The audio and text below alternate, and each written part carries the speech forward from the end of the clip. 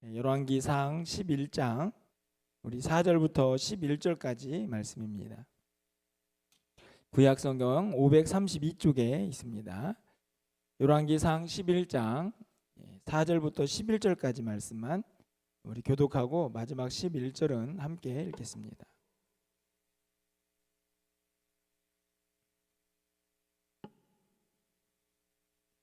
구약성경 532쪽입니다. 제가 먼저 읽겠습니다. 솔로몬의 나이가 많을 때에 그의 여인들이 그의 마음을 돌려 다른 신들을 따르게 하였으므로 왕의 마음이 그의 아버지 다윗의 마음과 같지 아니하여 그의 하나님 여호와 앞에 온전하지 못하였으니 이는 시돈 사람의 여신 아스다롯을 따르고 암몬 사람의 가증한 밀곰을 따름이라. 솔로몬이 여호와의 눈앞에서 악을 행하여 그의 아버지 다윗이 여호와를 온전히 따름같이 따르지 아니하고 모압의 가증한 그모스를 위하여 예루살렘 앞 산에 산당을 지었고 또 암몬 자손의 가증한 몰록을 위하여 그와 같이 하였으며 그가 또 그의 이방 여인들을 위하여 다 그와 같이 한지라.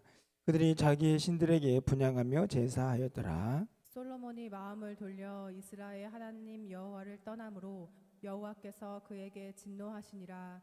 여호와께서 일찍이 2번이나 그에게 나타나시고 이 일에 대하여 명령하사 다른 신을 따르지 말라 하셨으나 그가 여호와의 명령을 지키지 아니하였으므로 여호와께서 솔로몬에게 말씀하시되 내게 이러한 일이 있었고 또 내가 내 언약과 내게 명령한 법도를 지키지 아니하였으니 내가 반드시 이 나라를 내게서 빼앗아 내 신하에게 주리라. 아멘. 할렐루야. 어떻게 휴일을 잘 보내셨습니까? 예. 보니까 이제 다음 주 월요일이 좀 비어 있긴 하지만 사람들이 이제 연휴라고 생각이 이제 들어서 이제 긴 시간들을 이제 각자의 길로 가는 분들을 좀 보게 됩니다. 그래서 고속도로가 많이 막히고 또 정체되는 모습들을 좀 보게 되는데요. 여러분들은 또 그렇게 이제 멀리 가지 않으시고 또 가까이 또 교회에 오셔가지고 함께 기도할 수 있음에 또 감사를 드리고 무엇보다도 이제 5월의 첫날인데 저는 이제 이런 날을 되게 좋아하거든요. 월삭으로 새벽을 하나님께 드리고 저녁에는 또 첫날을 금요기도회로 하나님께 드리는 이런 날을 굉장히 좋아하는데 오늘이 바로 그 날입니다. 이 자리에 나오신 분들 환영을 하고 축복을 하고 무엇보다 또 월삭기도회에도 나오셨다가 또 금요기도에 나오신 분들은 정말 승리하시는 분들이다 이런 생각이 개인적으로 드는데 물론 그렇지 못한 분들도 잘 오셨습니다. 어떻든지 간에 기도하는 이 밤이 됐으면 좋겠고요. 제가 새벽에도 5월을 시작하면서 이제 저의 가장 큰 관심은 이제 관계 그 회복에 이제 있는데 새벽에도 제가 말씀을 드렸지만 바라기는 우리의 모든 이제 인간 관계나 또 하나님과의 관계들이 다시 한번 이 5월 달에는 좀 새로워지는 그런 달을 맞이했으면 좋겠다 생각이 드는데요. 그런 의미에서 이제 제가 새벽에는 어떤 사람들과의 관계를 야곱과 예수의 관계 회복에서 살펴봤다면 오늘 밤에는 더 중요한 하나님과의 관계를 한번 좀 생각해 보면서 다른 것보다도 내 하나님을 향한 믿음의 고백, 사랑의 고백이 온전한가 하는 것을 함께 생각하는 이 밤이 되었으면 좋겠다 생각이 듭니다. 여러분들은 한결같은 사람이 좋으십니까? 변덕이 심한 사람이 좋으십니까? 한결같은 사람이 당연히 좋으시죠. 여러분들 하나님 앞에서 한결같으십니까? 변덕이 심하십니까? 참 이상하네요. 분명히 한결같은 사람들을 좋아하는데 왜 우리는 한결같지 못할까? 연약하기 때문이긴 한데 참 시간이 지나갈수록 하나님을 더 사랑하고 하나님과 더 가까워지고 그랬으면 얼마나 좋을까 하는 생각이 드는데 물론 그렇게 신앙생활을 하고 계시지만 또 한결같지 않은 우리의 모습들을 종종 볼 때마다 조금은 안타까운 모습이 들기도 합니다. 바로 오늘 솔로몬의 이야기가 그런데요. 우리가 뭐 솔로몬 이야기는 너무나 잘 알고 있습니다. 그런데 오늘 본문은 안타깝게도 이 솔로몬의 처음 하나님을 잘 섬겼던 제가 오늘 설교 제목에도 초심이라 이런 단어를 썼는데 그때의 모습은 아니고 이제 어떤 왕권의 말기쯤에 되었을 때 그가 초심을 버리고 변심한 그의 모습을 이제 살펴볼 수 있는 그런 본문인데요. 왜 그는 그렇게 변할 수밖에 없었는가를 좀 생각하면서 우리의 믿음은 어떤가를 좀 돌아보고 어떻게 하면 좀 한결같은 믿음을 이제 간직할 수 있을까를 함께 좀 생각하는 이 밤이 되었으면 좋겠다 생각이 듭니다. 여러분들 먼저 오늘 이제 본문은 솔로몬의 변심을 다루고 있지만 우리가 이 변심이 얼마나 충격적이었는가를 알기 위해서는 초심도 좀 생각해 봐야 한다 여겨집니다. 여러분들 솔로몬 왕이 어떤 왕입니까? 여러분들 열왕기상 3장 3절 상반절 말씀을 보면 그가 처음에 왕이 되었을 때의 모습인데 솔로몬이 여호와를 사랑하고 그 아버지 다윗의 법들을 행하였다 이렇게 되어 있습니다. 하나님을 너무 사랑했고 그래서 다윗이 섬겼던 그 하나님을 잘 따르는 그런 왕의 모습으로 처음에 이 솔로몬의 모습들이 기록이 되어 있죠. 여러분이 알다시피 그 사랑이 너무나 커서 1,000번제를 이제 드립니다. 그래서 하나님으로부터 놀라운 은혜를 받고 또 지혜도 얻고 부귀영화도 얻게 되죠. 얼마나 대단한 사람이었냐면 열왕기상 4장 30절 말씀을 보면 솔로몬의 지혜가 동쪽 모든 사람의 지혜와 예굽의 모든 지혜보다 뛰어난지라 이렇게 되어 있습니다. 쉽게 말하면 그 주변에는 어떤 사람들보다도 솔로몬은 뛰어난 지혜를 가지고 있었고 그것으로 부귀영화를 누렸고 게다가 많은 사람들이 조공도 바치고 또 많은 사람들이 그 지혜를 보기 위해서 예물을 가지고 찾아왔던 왕이 바로 솔로몬이죠. 그러니까 솔로몬의 처음 왕이 되어서의 초심이 있었던 그의 모습은 누가 봐도 하나님 잘 섬기고 하나님 많이 사랑하고 그래서 하나님의 복을 듬뿍 받은 그런 왕이다라고 이해할 수가 있다는 것입니다. 그런데 시간이 흘렀습니다. 오늘 본문은 4절 상반절 말씀을 보니까 솔로몬의 나이가 많을 때에 이렇게 되어 있죠.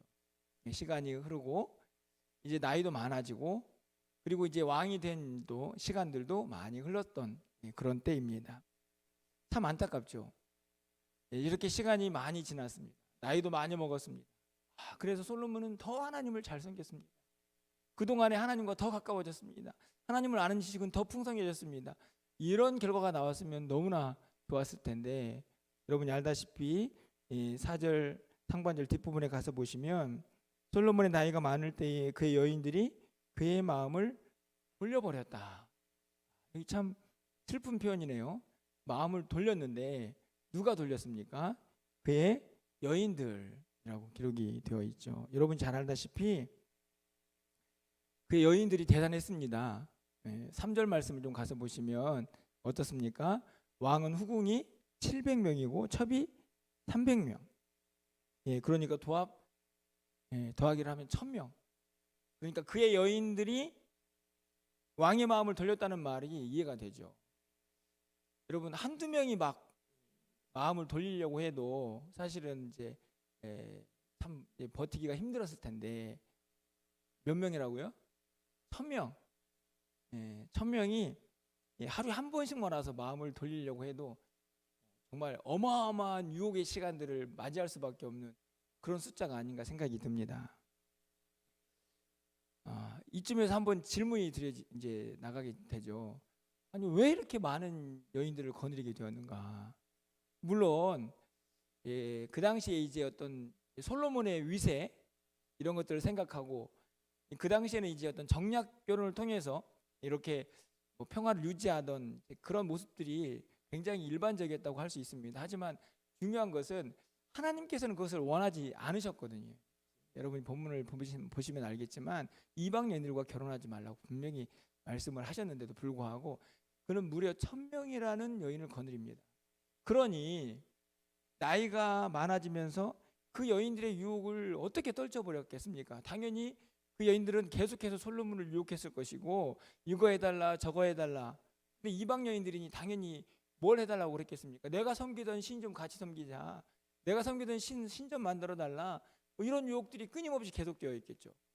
뭐 처음에는 안 돼, 나 하나님 섬겨야 돼, 뭐 이런 반응을 했을지도 모르겠습니다.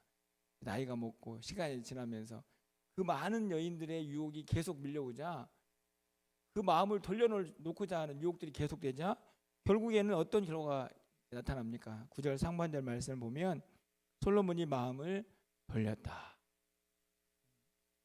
제가 이 말씀을 읽으면서 참 가슴 아프다, 비극이다. 그 여인들이 왕의 마음을 돌아서게 했다. 뭐 이것도 결론적으로 들려지는 말씀이지만 그렇게 많은 유혹들을 결국 솔로몬은 이겨내지 못하고 결국에는 솔로몬도 스스로 마음을 돌려서 하나님을 떠나버렸다 결론에 도달을 하고 있는 것이죠. 많은 유혹들이 솔로몬의 마음을 돌려놓고자 했을 때 솔로몬은 그것을 버티지 못하고 시간이 많이 지난 후에는 그 마음이 돌아서서 하나님을 떠나버린 사람이 되었다. 이렇게 성경이 기록을 하고 있습니다. 얼마나 안타까운 모습인가요? 그러면서 이 솔로몬이 그 마음이 떠난 상태의 모습이 어떠한가를 이제 이 사이에 기록을 하고 있는데 그 중에 대표적인 예가 7절 상반절에 있죠. 모압에 가증한 그모스를 위하여 예루살렘 앞산의 산당을 짓고. 저는 이 말도 굉장히 가슴이 아픕니다. 예루살렘 성은 어떤 성입니까? 하나님을 섬기는 성이죠. 그리고 그 성전이 그 안에 있고요. 그런데 그 앞산에다가 딱하게 이방신을 섬기는 산당을 지어놓고 거기에서 신을 섬기는 그런 모습을 이제 후원하고 지원하는 이 솔로몬의 모습을 보게 됩니다. 이 솔로몬의 마음이 돌아선 상태를 성경은 이렇게 표현합니다. 온전하지 못했다. 여러분 4절 하반절 말씀이죠. 왕의 마음이 그의 아버지 다윗의 마음과 같지 아니하여 그의 하나님 여호와 앞에 온전하지 못했다. 6절 하반절 말씀도 마찬가지입니다. 그의 아버지 다윗이 여호와를 온전히 따름같이 따르지 아니했다. 그러니까 이 솔로몬의 변해버린 돌아선 마음을 성경은 뭐라고 진단하냐면 온전하지 못하다 이렇게 이야기를 합니다. 여기서 아주 주의해야 합니다. 여러분이 말하는 온전은 어떤 의미입니까? 보통 우리가 온전하면 이제 완벽한 그런 상태를 의미하는 것처럼 보여지지만 실제적으로 온전하다라는 말은 한 마음이라고 보는 것이 더 정확합니다. 쉽게 말하면 하나님만 섬기던 그 마음이 분열이 된 것이죠. 그렇다고 해서요, 이 온전하다는 표현은 솔로몬이 하나님을 완전히 떠나버리고 하나님을 섬기지 않았다 이런 표현보다는 오히려 두 주인을 섬겼다라는 표현이 많습니다. 그러니까 하나님도 한편으로는 섬기고 많은 여인들이 섬겼던 그 우상도 같이 섬기는 그 마음을 성경은 온전하지 않았다 이렇게 표현을 하는 것이죠. 이 마음을 복음서에서는 여러분이 알다시피 두 마음, 두 주인을 섬기는 마음이라고 분명히 가르쳐 줍니다. 누가복음 16장 13절 말씀이죠. 집 하인이 두 주인을 섬길 수 없나니 혹 이를 미워하고 저를 사랑하거나 혹 이를 중히 여기고 저를 경히 여길 것임이라. 너희는 하나님과 재물을 겸하여 섬길 수 없느니라. 여기에는 여인이 아니고 우상이 아니고 재물입니다. 여러분들 동일한 말씀이죠. 여러분들이 재물을 많이 좋아합니다. 그렇다고 하나님 버리십니까? 아니죠. 하나님 섬기죠. 그러면서도 재물도 사랑합니다. 그런데 성경은 이렇게 두 주인을 섬길 수는 없다. 이게 결론인데 우리는 그렇게 생각하지 않죠. 저희는 가능합니다. 하나님도 섬기고 저는 재물도 잘 섬길 수 있습니다. 이런 마음을 갖는데 성경은 그 마음은 온전하지 않다라고 진단을 합니다. 솔로몬도 마찬가지죠. 재물은 아니지만 똑같습니다. 하나님 섬겨요. 저 하나님 여전히 사랑해요.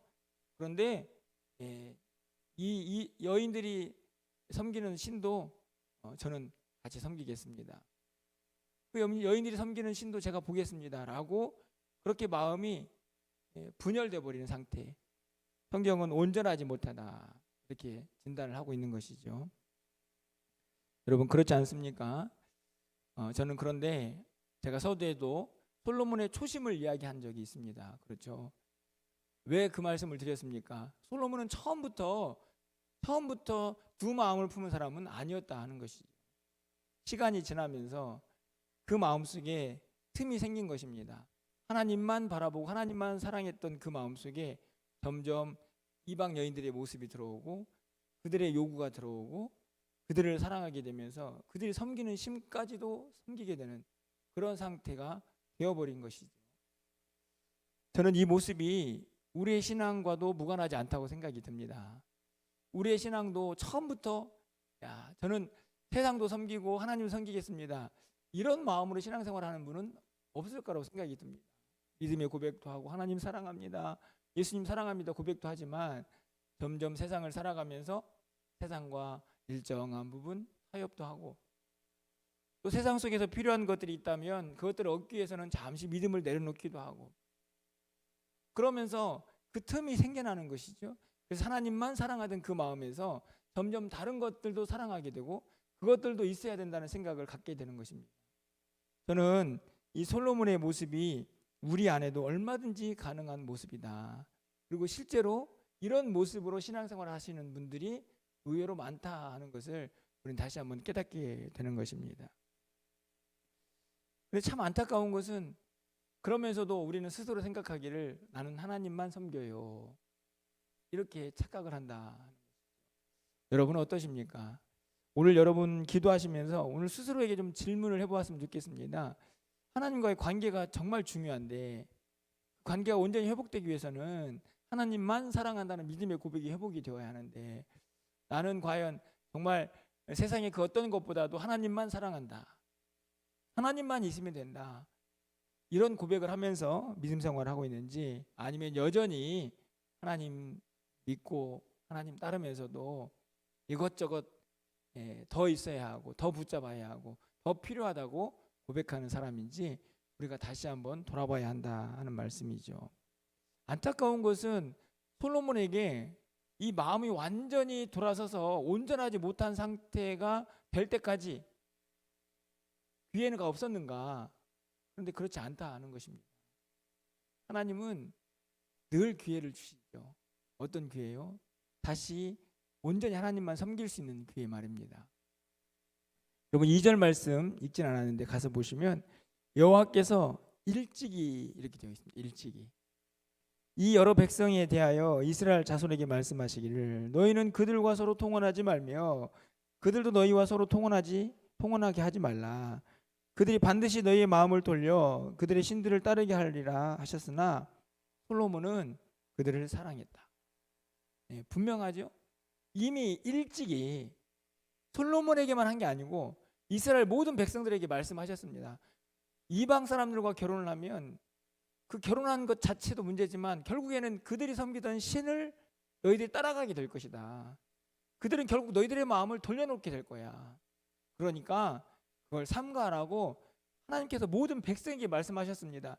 그러니 왕인 솔로몬은 더 말씀을 지켰어야 하죠. 왜냐하면 모든 사람들의 본이 되어야 하는데 그런데 이 말씀을 무시하는 거죠.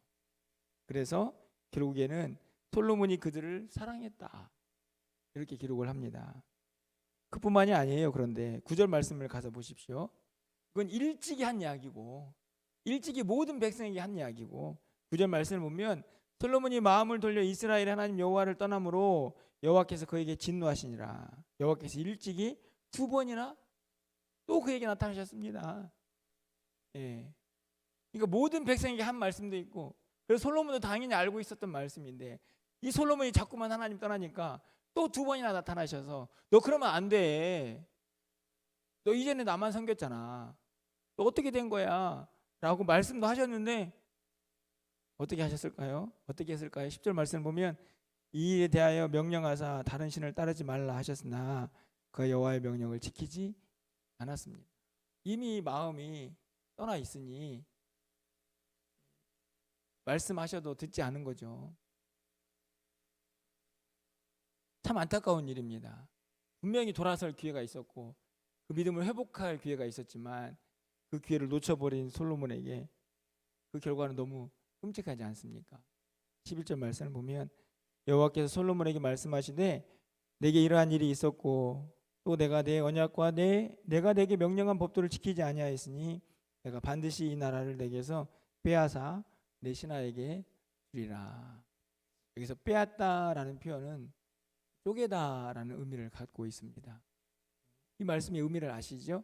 솔로몬 뒤에 이스라엘은 어떻게 되죠?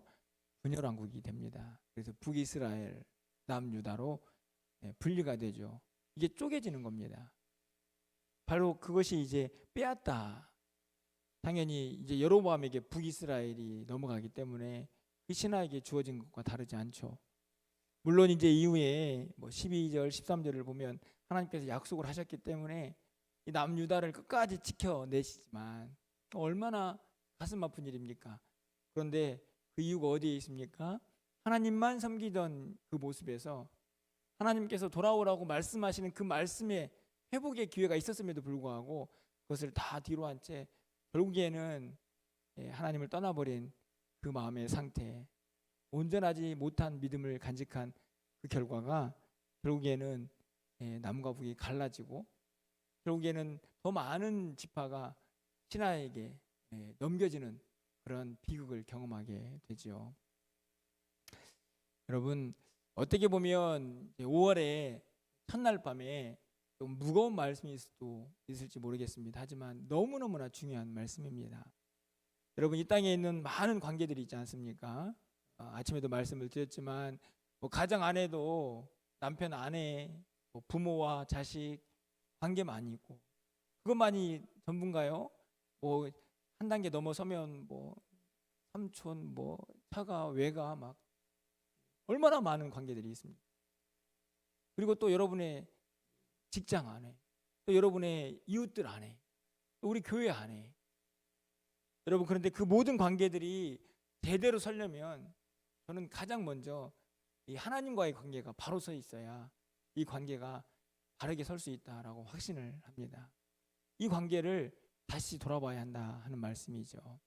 여러분, 오늘 이 밤에 기도하실 때에 다시 한번 내가 하나님을 향한 그 사랑의 마음이 온전한지, 혹시나 시간이 흘러가면 흘러갈수록 하나님께서 우리에게 다시 돌아오라고 기회를 주셨지만 자꾸만 그 기회를 놓쳐버리고 하나님으로부터 멀어지고 있는 것은 아닌지 좀 돌아봤으면 좋겠고, 반드시 다시 하나님을 하나님을 향한 그 믿음의 고백, 사랑의 고백이 회복되어서 하나님만 온전히 섬기는 우리의 믿음이 될 수 있도록 이 밤에 함께 기도하는 이 시간 되기를 간절히 소망합니다.